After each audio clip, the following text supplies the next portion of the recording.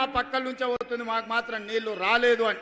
అందుకే ఇవాళ నేను ఈ వేదిక మీద నుంచి మాట ఇస్తున్నా.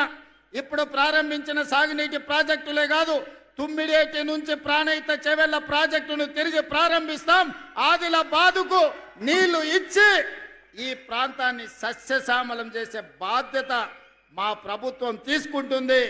మా సాగునీటి పారుదల శాఖ మంత్రివర్యులు ఉత్తమ్ కుమార్ రెడ్డి గారు సర్వేలు చేపిస్తున్నారు, అంచనాలు సిద్ధం చేస్తున్నారు.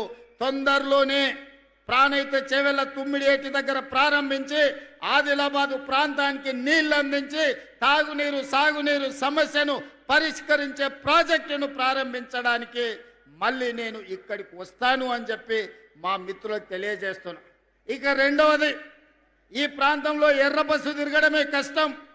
మా పాయల శంకర్, మా ఎంపీ నగేష్ గారు, ఈ ప్రాంతంలో ఉండే మా నాయకులు అన్న హైదరాబాద్కే ఎయిర్పోర్టా, ఆదిలాబాద్కి ఎయిర్పోర్ట్ అక్కర్లేదా అని ఈరోజు కేంద్ర ప్రభుత్వంతో మోడీ గారితో మాట్లాడినాం, రామ్మోహన్ నాయుడు గారితో మాట్లాడినాం, రాజ్నాథ్ సింగ్ గారితో మాట్లాడినాం.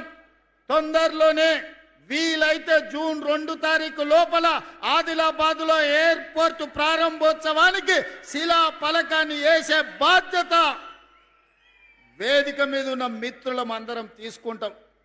మరి ఎయిర్పోర్ట్ వస్తే మరి అది నడవాలంటే కూడా